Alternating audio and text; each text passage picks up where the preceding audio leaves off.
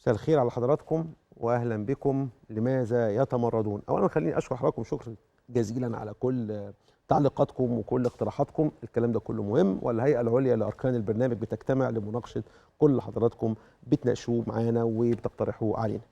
خلينا ندخل في موضوع النهارده، السؤال الكبير لماذا يتمردون، وهنوصل في النهايه لسؤال طيب وماذا بعد هذا التمرد؟ خليني ابدا واني اقول انه كل فريق البرنامج ده ممكن حضراتكم تقولوا فيه كل العبر وكل الصفات السيئه، لكن مش ممكن تلاقوا حد فينا بيسعى للتصيد ولا بيسعى بشكل متعمد لتشويه الاخرين. طب يعني عايز ايه يعني من الكلام ده؟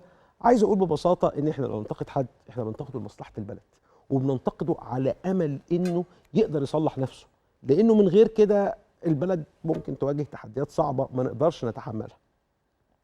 تعالوا حضراتكم كده نسال نفسنا شويه اسئله. احنا عايزين نساعد هذه البلد، اجتمعنا كفريق عمل من حوالي 6-7 ايام وقلنا نعمل ايه علشان نساعد مصر في الفتره الحرجه دي.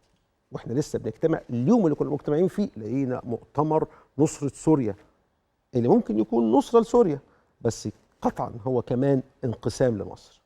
بعد شويه لقينا حاجه اسمها حركه المحافظين، اللي ما كانش واضح هي طلعت ليه في التوقيت ده وليه طلعت بالشكل ده. زمان الواحد كان بيكتب في المقالات يقول لك الحكم بالسكحايه والمعارضه بالبستكنو، وكان قصدي يعني كده اتريق على الناس اللي بتحكم والناس اللي بتعارض، لهم يا اخوانا انتوا مش فاهمين مبادئ السياسه. وبعدها مباشره حتى قلت والتقاضي بالحلبسه بقى اشمعنى، ما هو يعني. ودخلت في نقاشات كده قلت انجر فته ومفتقه حياه الروح، وحضراتكم لو يعني اعملوا جوجل على الكلام ده عشان تعرفوا التأصيل الفلسفي للمصطلحات دي. بس انا كان قصدي ايه من الكلام ده؟ كان قصدي وكان قصدي زملائي ان احنا نلفت انظار الجميع وندق ناقوس الخطر انه احنا ماشيين غلط، احنا بنتخذ قرارات بتضر بينا جميعا، وبعضنا مع الاسف الشديد بيدي الانطباع زي ما يكون اخذ مصر اسرى انتخابات. يقول لك ايه اسرى حرب او اسرى الحرب، ده خلاص بقى ما انت خدته اسير ما انت عايزه. في ناس احنا فزنا في الانتخابات نعمل اللي احنا عايزين نعمله. في ايه يا جماعه؟ في ايه؟ واحد كان بيسال يقول هو مين المفكر الاستراتيجي اللي ورا هذه القرارات الرئاسيه؟ وبعدين بمرور الوقت اكتشف ان ما فيش مفكر استراتيجي. المفكر الاستراتيجي ده كده زي اللي بيلعبوا شطرنج، يكون بيفكر خطوتين 3 لقدام، انما اتضح ان القرارات بتطلع وبس، وربنا هو الشافي. طبعا متفهم انه قرار مثلا زي تغيير الساده المحافظين مفهوم، لانه اول ما بتعمل تغيير وزاري بيبقى متصور دايما هيكون في تغيير للمحافظين، وعلى هذا الاساس بتلاقوا حضراتكم المحافظ او المسؤول الحقيقه في مصر بصفه عامه اول ما بيعرف انه هيرحل على طول كده بيدخل في حاله من البيات الوظيفي، ويبدا المسؤول يفكر فيما بعد الوظيفه، هيشتري شقه، هيطلع يعمل عمره الى اخره. وبالتالي بيكون من المنطقي لو احنا يعني بندير البلد دي فعلا برشاده انه حركه المحافظين تكون جاهزه في اعقاب حركه الوزراء مباشره، او ربما تكون في نفس اليوم، او يتم اخبار الناس بانه تغيير المحافظين مش هيحصل لفتره طويله نسبيا.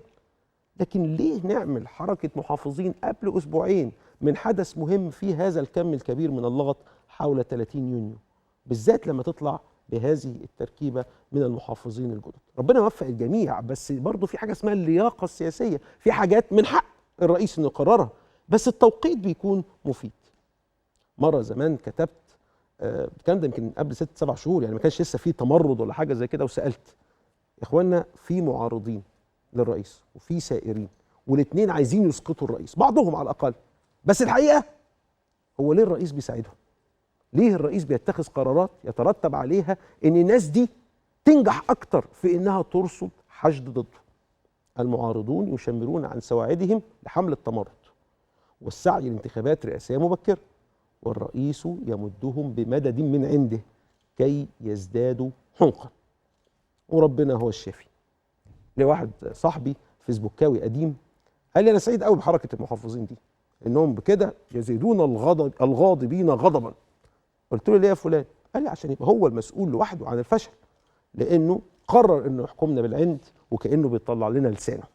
التعبير لصديقي اللي انا بنقله وبقول له مش انت زمان كنت بتقول لي انهم سيحملون الخير لمصر وكنت بتدافع عنهم ايام الانتخابات؟ الحقيقه هو غير رايه. ساعتها كنت بقول له الماء يتكدب الغطاس، وواجبنا الوطني ان احنا نعطيهم الفرصه كامله قبل ما نحكم عليهم، ولازم نساعدهم على قد ما نقدر لانه في النهايه ده عامل زي الطيار اللي بيقود طياره، لازم نساعده عشان الطياره تعمل لاندنج صح ويوصلنا للسكه اللي احنا عايزينها. بمرور الوقت بقينا بنكتشف انه الاصدقاء في جماعه الاخوان لم يكونوا جاهزين للسلطه، ولم يصنعوا البيئه الملائمه كي يجتذبوا افضل العناصر لمساعدتهم، واعطوا لمعارضيهم مددا من اسباب وحيل الخروج عليه. يا دكتور مرسي انت الرئيس المنتخب، بس خد بالك انك بتدير كيان مهول عايز حكمه ورشاده، ومفروض يكون محيطين بيك اذكى واعلم واشطر 20 30 40 بني ادم في مصر. اللي بيسوق موتوسيكل ويغلط ممكن يصيب واحد او اتنين، اللي بيسوق اتوبيس ولا مقطوره وبالذات لو كانت متهالكه ممكن يصيب ناس كتيره، ما بالك بدوله، ما بالك بدوله. الامانه اللي في عنق الكبير، والناس كتير عايزه تساعدك، بس المشكله هل انت عايز تساعد نفسك؟ سؤالنا اللي بنحاول نجاوب عليه في الحلقه دي، لماذا يتمردون وماذا سوف ينتجون؟ فاصل سريع ونرجع نكمل بقيه نقاشنا.